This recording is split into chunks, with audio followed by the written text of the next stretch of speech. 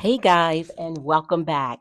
I am so excited to be back in my sewing space, and we have a really fun project today. It is the Friday Pattern Company's Saguaro Set. I've made it a few times. It's a really easy project to jump into, but we're going to give it an elevated look. Let's get into the details. This entire set is worth repeating over and over with all different types of fabric, and definitely play with colors, maybe some color blocking. The top features a V-neck and an optional tie here. And one of the beautiful features of this particular set is you can wear this top backwards or forwards. And I've actually worn it, I've made it a couple times and I've worn it both ways. I think I actually like it more with the V-neck in the front. And then these are super comfy, kind of wide leg, not super wide, but wide leg pants. I'm definitely going to make mine so that they're floor length. I don't really like that ankle length thing. And you have a tie string. You can put elastic in here. I'm not sure if I'm going to put elastic in. I'll see how it goes. And you're supposed to use some type of a cotton.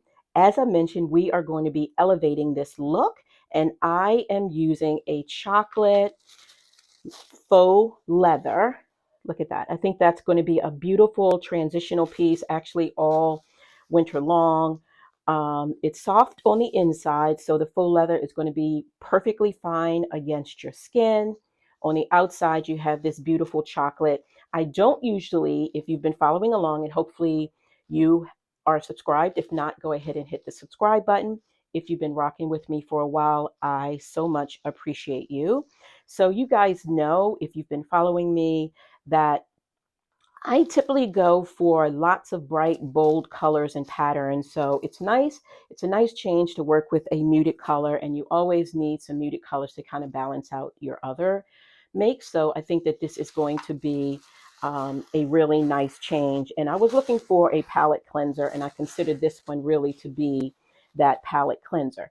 So giving this Saguaro two-piece set an elevated look by using faux leather, and I am going to add a little bit more. So this is the thread that I'm going to use for regular seams and stitches, so it matches nicely. But I picked out this really pretty orange thread. It's a little hard to see here. Let me bring it closer to for my top stitching, just to give it a little subtle pop of color. And for the drawstring, I'm going to use this bright, bold orange tie. So again, I love color, so I'm going to bring in some of my color love into this. So let's head over to the sewing machine. Actually, before I take you over to the sewing machine, let me tell you about the pieces. You have the front and the back that you cut, both of those pieces, two of each. So those are the front and the back. Then you have the pocket, you have the pocket back, and you have the pocket lining. So you've cut two each of those, and then you have your waistband. Now there's also an optional piece if you wanted to use your fabric to create the tie. I'm not going to do that because I'm going for that pop color. So I'm not going to use the tie pattern piece. So let's head over to the sewing machine and get busy. All right, so on your front pant pieces, turn them right sides facing, and then go ahead and grab the pocket lining. Be sure that you grab the pocket lining and not the pocket back. So the pocket lining, make sure that you have transferred all of your notches over to your fabric, and what you're going to do with that pocket lining. So this is where the pocket goes. You can tell because of the notches. You're just going to line it up along that raw edge, lining up all of your um, notches, and then go ahead and clip. Now I am going to be using clips for the most part throughout the entire project. You can certainly use pins if you're working with a cotton.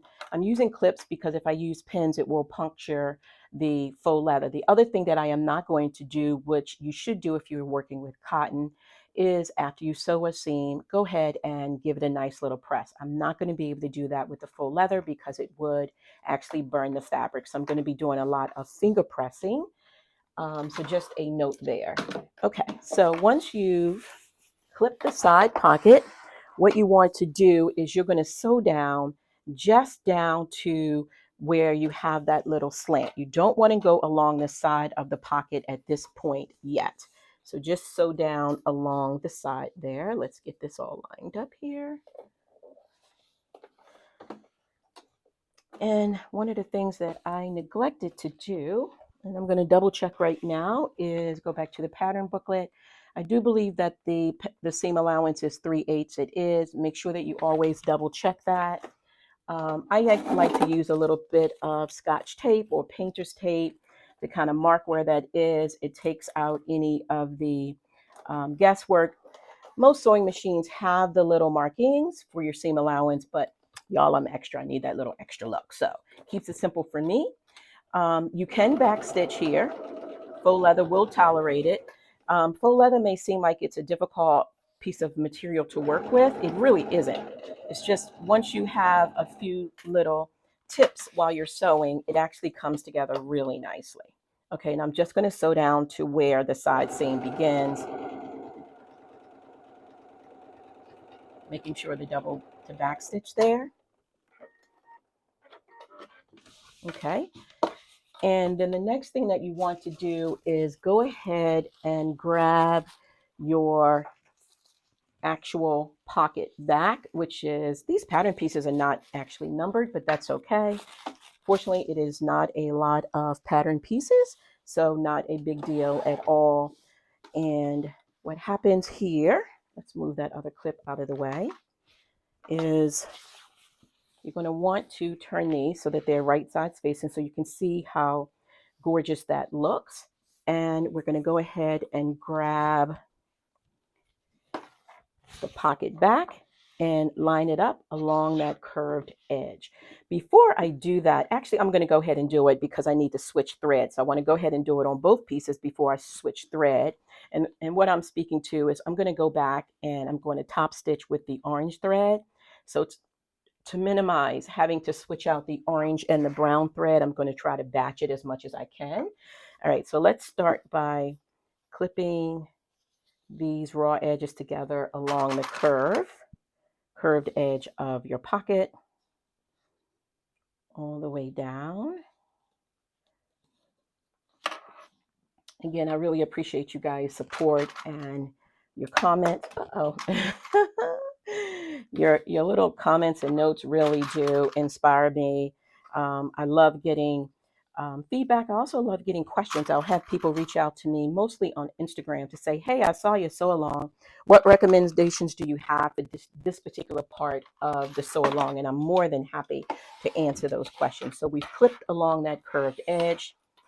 Let's go ahead and take that to the sewing machine.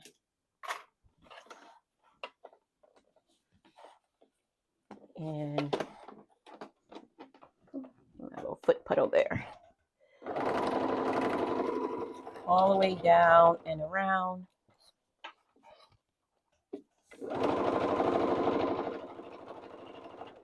Now with the faux leather, there is no fraying of the raw edges, so you don't have to actually clean up the raw edges. But if you're using cotton, I recommend that you either use your overlocker or serger or a zigzag stitch, or you can use pinking shears to stop any fraying.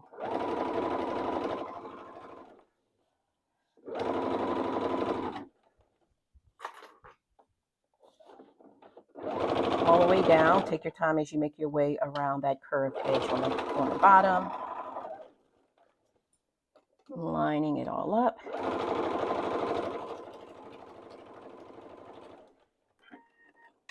Now, before we move to the top stitching, this is what it will look like at this particular point. It'll look like that, and it's pretty easy to see where we're going when this gets flipped open like that, and you basically have the entryway for your pocket, but we will work through that. Now go ahead and grab your other pattern piece, the front pattern piece, grab the pocket lining, line it along that slant. Remember, you're going to sew down just to where the side seam begins. Then you're going to open it up, and right sides facing, you're going to sew around the curved edge. So let's go ahead and do that. Both pocket linings and pockets back should be sewn on, and it looks like that. I'm going to show you the top stitching piece, and then we will do it together. So what I did was I folded out the pocket the front side, the right side of the pants where the pocket lining starts. And because I'm working with leather, faux leather, I did not want to take this to a ironing board, but certainly you can take it to an ironing board. And then what I did was I finger pressed because I'm working with faux leather, and I did a little top stitch using the orange thread. So just a tiny bit of a pop of color. It's subtle, but it speaks to me. I just noticed that my nails match as well. So let's look at the other side. So this is where you should have stopped, was sewing up that pocket bag. You're now going to flip that open and get back to where you have the front of the pants and the pocket lining. You could also understitch. And actually, I think I'm going to go ahead and understitch first. I didn't do it on the other side, but I'm definitely going to go ahead and do it on this side. Make sure that when you are understitching that you are indeed doing that on the pocket lining and not the pocket front. And it's just slightly on the inside of that seam on the pocket lining. So I'm going to go ahead and do a little a little understitch there. And the understitching actually in this case will be important because since I'm not able to press things down, the understitching will really kind of hold things where they need to be.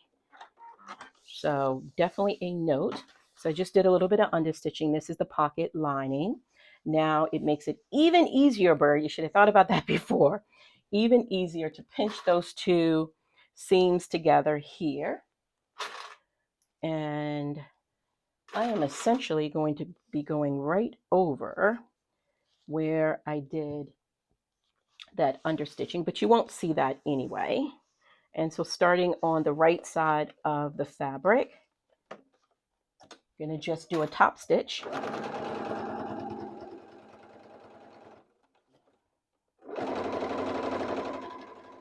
It's the subtle things like this that to me can make a project for me. And although many others may not even pay attention to these details, they definitely speak to me.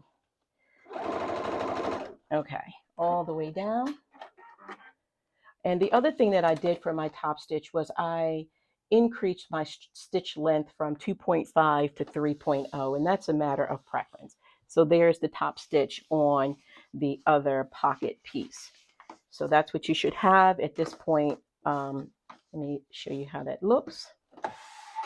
So this is what it will look like at this point. You have where your hand goes in. I do love that little top stitching there, guys. I might actually go back and do a second row of top stitching alongside that, just to give it a little bit more pop of color. I'm going to go ahead and do that, and then we'll come right back. I actually like the double top stitch there. If you have a color stitch, this is a really great opportunity to use it for this kind of detail. You can also use a double twin needle in your machine if you like. Okay, so moving on, and I think I'm going to do that wherever I'm doing the top stitching. Make sure that you have gone on and switched back to your regular thread at this point. So I'm putting my brown thread back in. And this is where you, again, want to ensure that you have indeed matched up your notches. At the very top, what you want to do is match up those notches, grabbing my clips. And then also on the side, there should be a notch right there. And you want to make sure that the pocket and the side seam notches are matched up. Go ahead and put a clip there. What you need to do simply at this point is increase these your stitch length, because you're just going to be doing a basting stitch, and just along the side seam where the pocket touches the side seam, you're going to baste that in place so that when you go to the next step, it won't slip away. So let's do that very quickly, and then I'll show you really quickly, and then I'll do it on the other side, and we'll come back. And at that point, we're ready to put the front pant pieces together.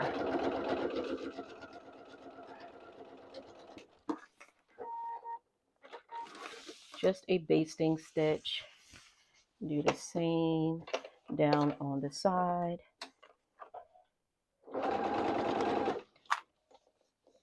And I'm using my regular thread here. First off, I don't have a whole ton. This is this tiny little 1 meter, 110 yards of this orange thread. It is not top stitching thread, I should mention, if I didn't mention that before. I do have Coats and Clark's top stitching, but because I am using faux leather, the top stitching I thought was just going to be way too thick for this fabric. So that is why I went with a regular thread. And again, it really depends on the fabric that you're working with and the look that you're going for. Okay, so go ahead and clean up any extra little threads hanging off. My sewing machine has a little snip feature, but it still leaves, so it does snip the thread, but it does leave a tiny little bit at the end. So that's what that's going to look like. Grab your other pant piece, and let's do that piece very quickly. We'll come back, and then we will put together the front part of the pant. All right, we are going to sew this front rise and crotch. So you want to take your front pant pieces where you just have sewn on the pocket, and you want to place them right sides facing. Go ahead and clip or pin, especially around the little crotch area, all the way up to the top of the rise. And what we're going to do is go ahead and sew 3/8 seam allowance all the way down and around. What you can also do is go back over, especially around the crotch area, to do a little bit of a double stitch, because of course where that gets a lot of movement and activity, stitches could stretch or break. So I like to always reinforce that. And then grab your, I'm going to sit that off to the side because I'm going to sew that in just a moment. Grab your back pant pieces, just as I mentioned, and let's sit them as well. Sorry about all the movement here. Let's sit them as well, right side up, right side facing, along this curved rise and crotch. And go ahead and clip or pin. Front and back pant pieces are sewn together. So the front and back pant legs are all together. Really the only things that are left is to sew up the inseam and the waistband. But I want to do a little bit of top stitching to kind of bring it all together. So along the side seam, let me get there. Along the side seam, if you're doing this and you're using cotton, certainly you can press the seam to whichever side that you want to do your top stitching. I am going to be finger pressing because I'm using faux leather and I cannot add heat to it. I'm going to press my seam to the back and increase my stitch length. And I'm just going to start and do a top stitch alongside that exterior stitch. One of the other things that this does, since I am choosing not to serge the inside because there's really no fraying, it also cleans up the edges in a neat little way. I've done the top stitching on the side seam on both sides. What I decided to do was go ahead and add that second stitch right alongside it. Again, this is a great opportunity to use a twin needle or your cover stitch, but it is definitely something that you can do without those, and you can use your regular sewing machine. Let me get in a little bit closer. I like that. It's a small detail, but I do really love the way that it turned out. And on the inside, again, because I am not serging, let me get rid of that piece of thread. Look how clean that looks on the inside. That really turned out nicely. And it is the same way on the front and back seams as well, because I did that top stitching. So it looks really good on the inside. So I really love the way that it's coming together. The very next thing to do is you want to turn your pants completely inside out. So you want right sides facing. Let me shake these out so you can see where I am. So I am right sides out, wrong sides touching. Right side, wrong sides out, right sides touching. Let's get that right. Start with lining up that crotch seam, and be careful because we did some top stitching that you're actually lining up the right seam. Grab your clips, and then starting from that center point, you're just going to go ahead and clip all the way down and around. All the way down the inseam. Didn't realize I had put clips into this little thing. So just keep going all the way down and around. We finished clipping the inseam all the way around. Take it to your sewing machine. switch back to your regular colored thread and sewing completely around the inseam. So those inside legs, oops, let's backspace here, bird.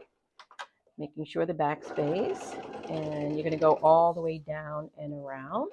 After you've sewn all the way down and around, I recommend around the crotch area in particular that you go back on the inside of that stitch line, so within the seam allowance, and that you go back and do another row of stitches. And again, that helps to reinforce the stitch all the way around. The inseam is all sewn up and looks really good. So go ahead and put your pants off to the side momentarily. Grab your waistband. The waistband in the front, you should have transferred over these markings for the two buttonholes. You could also do grommets if grommets speak to you. I'm definitely not doing grommets because the faux leather is not strong enough to support grommets. So I am going to do buttonholes. I've kind of used safety pins. I didn't want to, or sewing pins, but this fabric, I don't have any marking pin that works well for it. So I went on and used just regular sewing pins to kind of denote where the buttonhole should be sewn on. Okay, let me get in here and grab my buttonhole maker. I'm going to open it up to about the distance on the pattern. That looks good. And go ahead and put this on. This is one of the beautiful things about this machine that I love. It's so easy to do buttonholes. You need to pull down this little lever in the back. Make sure that you choose the buttonhole the buttonhole of your choosing. I have a handful on here, which is nice, and I'm choosing one that's good for stretch fabric.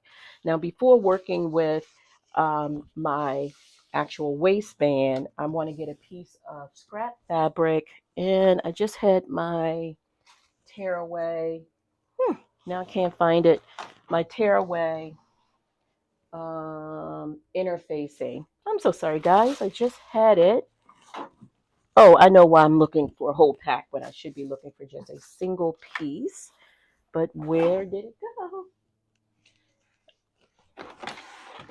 go?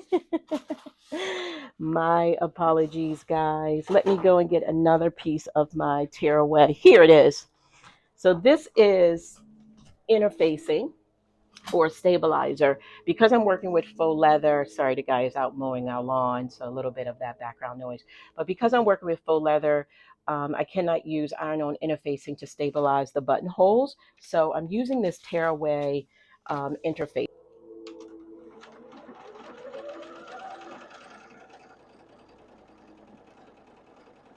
It's looking really good. Definitely happy with the orange thread that I used. Wow, guys, really nice.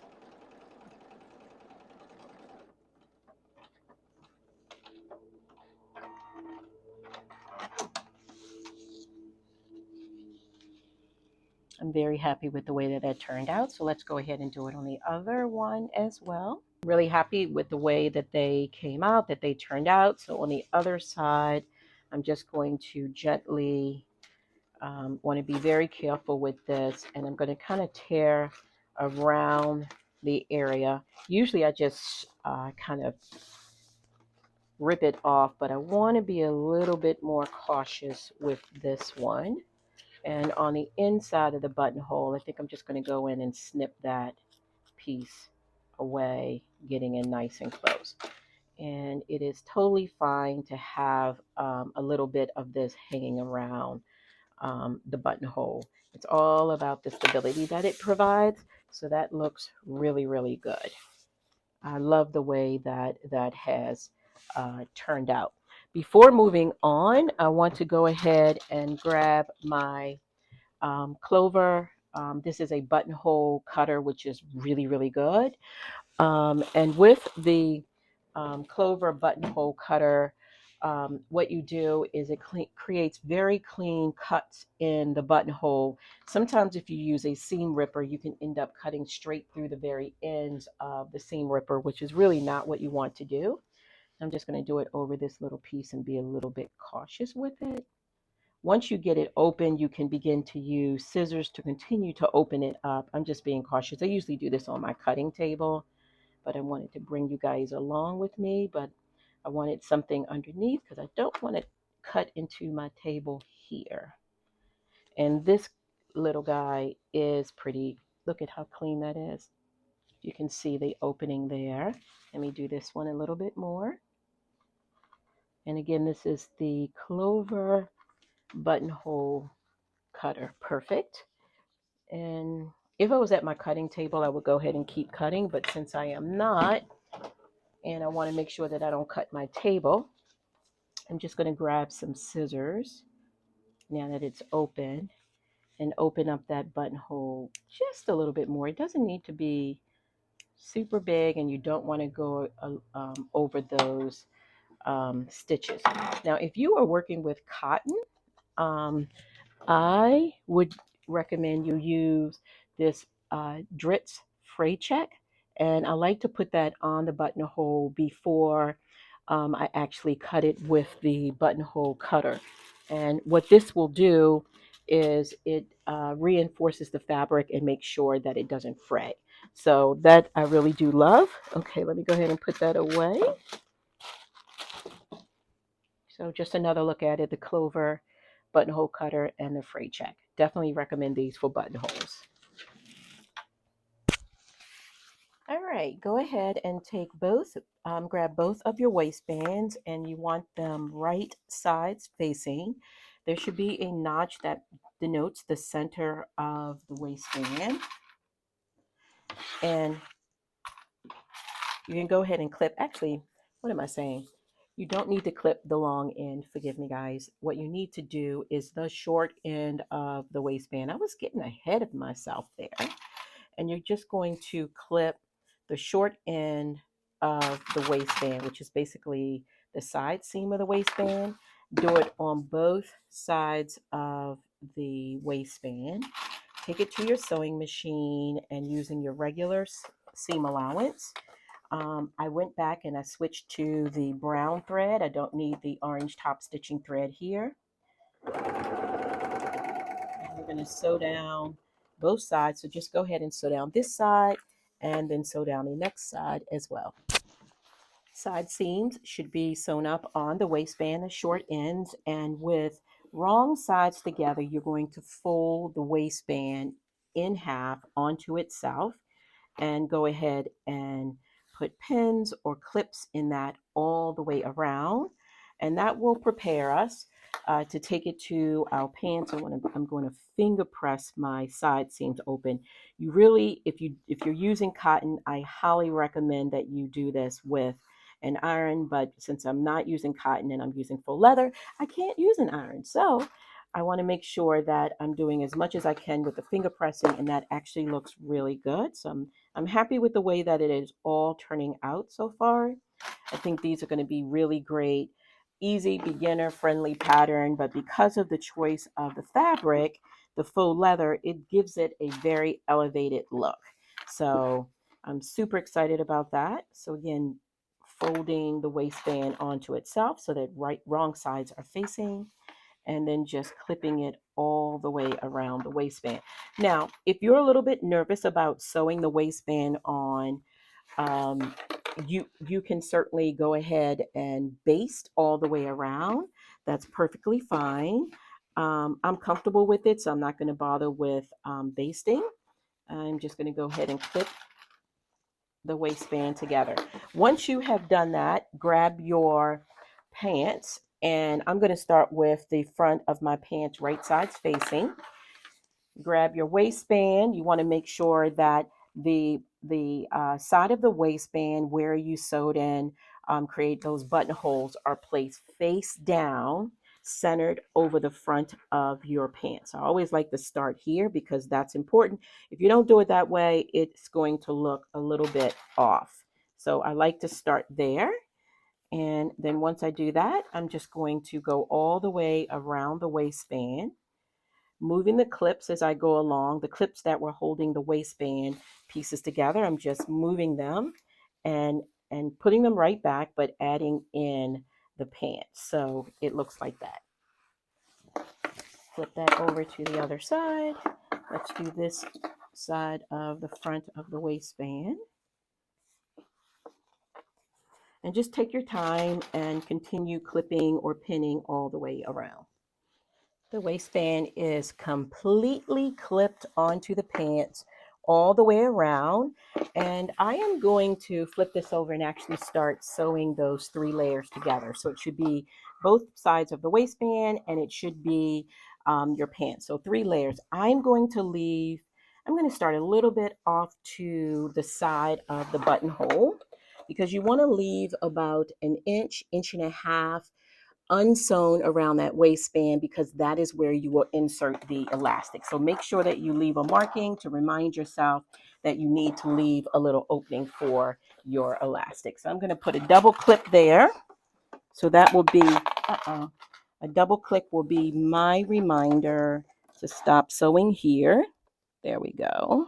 Perfect. Okay, guys, let's go ahead and finish off the waistband all the way around. Make sure that you maintain your seam allowance.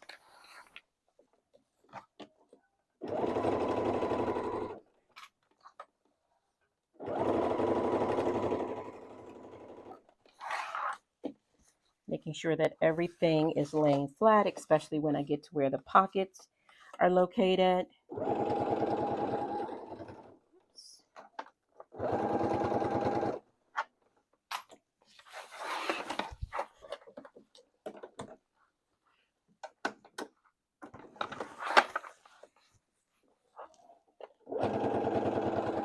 And there are 3 layers that you're sewing through, so just be patient. And my leather, as you can see, I'm taking the time to make the adjustments to make sure that the edges are still lined up. It's slipping a little bit, so if you need to, feel comfortable adding a few extra clips. I'm going to have to come back and clean that up a little bit. That looks a little wonky to me.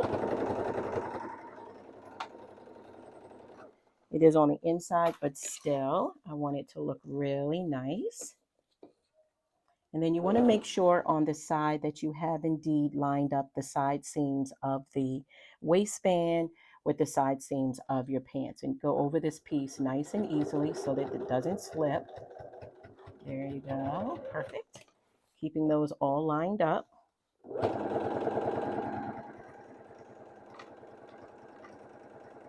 And continue to go all the way around. All right, waistband is looking good. Make sure that you leave somewhere between 1.5 to 2 inches open because this is the area that we will use to insert the elastic. I am using Drit's 2-inch soft waistband elastic.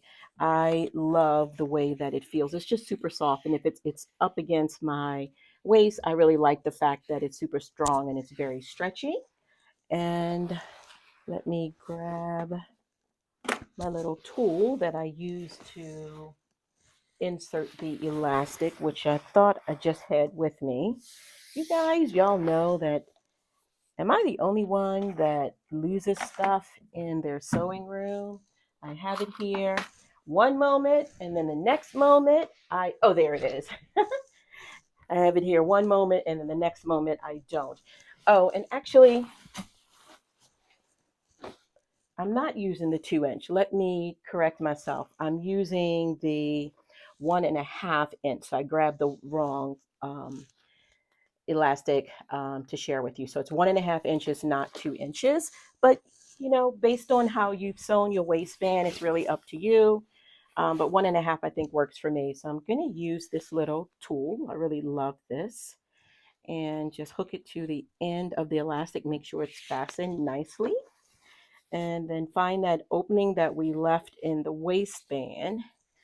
And I'm just simply going to guide the elastic all the way around that waistband. Take your time doing this. You do not want the waistband to twist or turn. So just take your time as you're doing this. And you want to do it all the way around. Now be careful that you don't lose the other end of the elastic. So I'm very mindful of that. So just go ahead using whatever tool you use. If you don't have an elastic tool like this, you can also use a safety pin. So go ahead and put the elastic in all the way around. I've inserted the elastic and just working on the final finishing few little pulls, taking my time to make sure that the elastic did not twist or turn along the way. And I really like the way this is looking. And I mentioned that you can use a safety pin. What I am using is what is called a bodkin. I really love this. It's an inexpensive tool. I'll try to remember to drop the link below in the description. I get this from Amazon, and I do have it in my Amazon store, so I'll definitely share that with you. All right, the next thing that we want to do is overlap, again, making sure that the elastic is not twisted up.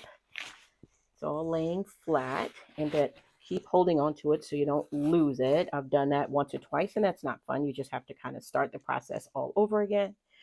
And what you want to do is overlap the elastic. Now, I'd measured this, so I knew it was about this much that I would overlap it.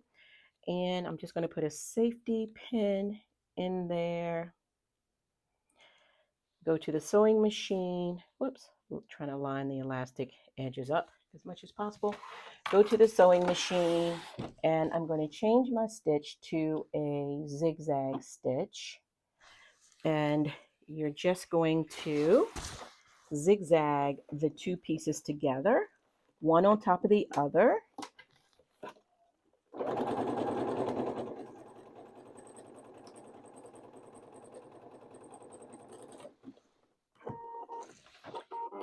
And that secures the elastic. I take out the pin, and I'm going to do one more row for good measure. You don't have to, but one more row of zigzag stitches here. Back stitching,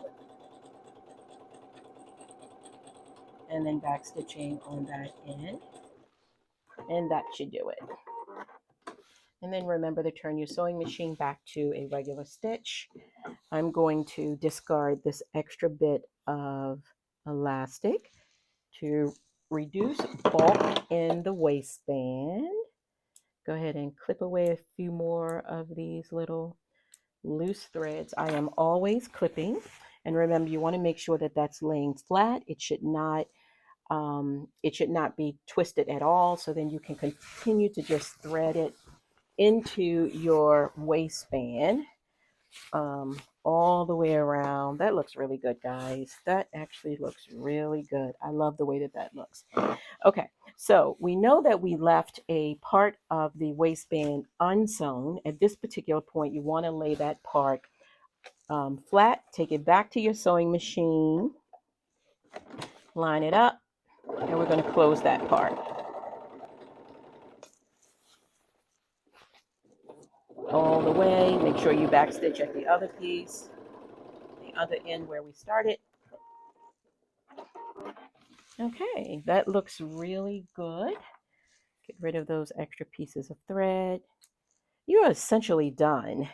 We thread in our tie if you choose to go with a tie, and you hem to your preference, and you have elevated pants. And because we use this faux leather, I'm really loving the way that that looks, guys. That is so cute. I love that.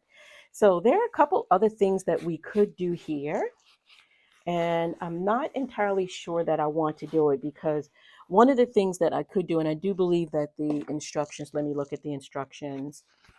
They do have you do this in the instructions. They have you top stitch in your elastic from the edge of the waistband. So they basically have you top stitching the elastic down, and the way that you would do that is stretch the fabric. And I don't know, let me give this a moment's thought. I'm not entirely sure that I want to do the top stitching, although that top stitching would bring in more of the orange. So I think I will do it, because it will bring in more of the orange, as I did with the buttonhole. And you just, the way that we will do it, and I will show you, let me go ahead and switch thread very quickly, and I'll show you how to do it. I do think that doing it actually with the orange ties together the top stitching that I did along the sides, on the pocket, and also the buttonhole. So I'm going to go ahead and do it. And because I'm putting in that orange string, the orange tie string, that also ties it in together as well. It's about that time of year. I usually take my Faux in once a year for just an annual cleaning, and they do a once over to make sure that everything is good to go. And it is about that time that I need to do that. My automatic needle threader has been acting up a little bit, and I do miss it because I wouldn't have to actually do what you saw me do there. It just all comes together so nicely. So I'm looking forward to getting it back in for them to take a look at. So what I'm doing now is adjusting the fabric around the elastic for a nice uniform look. You want to do that first because then once you stretch it, it works out nicely. And if you want to put in a couple pins to kind of hold it, I think that's a good idea as well. I am going to put in a couple pins. This looks so good, guys. My, I'm excited about these. Perfect leather fall pants. Didn't have to worry about a zipper and all of that stuff. Look how easily it all came together. So just making sure my elastic is, everything is balanced out. So, because once you do that top stitching, it's pretty much going to stay wherever it is. So making sure you kind of tie it down. Good. I'm going to increase my stitch length. Very important, especially with the fabric that I'm using. I'm going to start at the front because when I do that top stitching, I want to make sure that I'm going to start the top stitching right above the buttonholes because I don't want to go too deep down into it and I end up having to do the top stitching through the buttonholes. I definitely don't want to do that. So making sure that I'm starting right above those buttonholes, and it lines up nicely with my presser foot there. Now what you want to do is you're going to just stretch the fabric. Let me get my hand out of the way. Let me try to bring you in a little bit closer. You're going to stretch that fabric and begin sewing as you stretch, as you continue to keep the fabric stretched. So I stop there, I stretch again, remove that pin, and you can see how that's coming along nicely here, how pretty that looks. Stretch and sew. Take that pin out, all the way around, stretch and sew, and just continue doing that all the way around. I love the way that this is turning out. I'm going to go ahead and do another top stitch below the buttonholes. One of the things that is great about the top stitching when you have the elastic is definitely not going to roll. So let's go ahead. Once you know where you want to do that top stitching, stretch the fabric just as we did on the top one.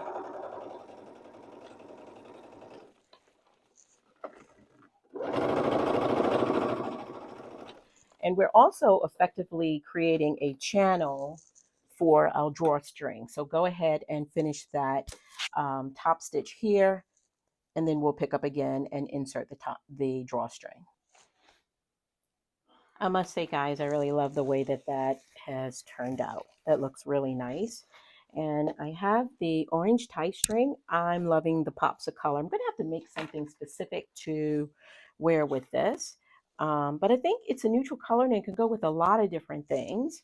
And if at any point that I want to take the orange out and do maybe a brown, something more neutral, I can certainly do that. What I did with this tie is, guys, I used just a little lighter and applied a little bit of heat to the end to keep it from fraying.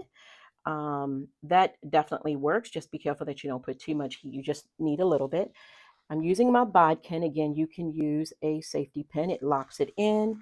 And then I insert the bodkin into one of the buttonholes. And then that channel that we have effectively created, I'm just going to slowly push the bodkin head through and then guiding that drawstring all the way through. It works so easy. Take your time that you don't lose that lock on the bodkin. If you do, it just takes a moment to kind of pull the bodkin out and thread it all over again. But take your time, and it's very doable.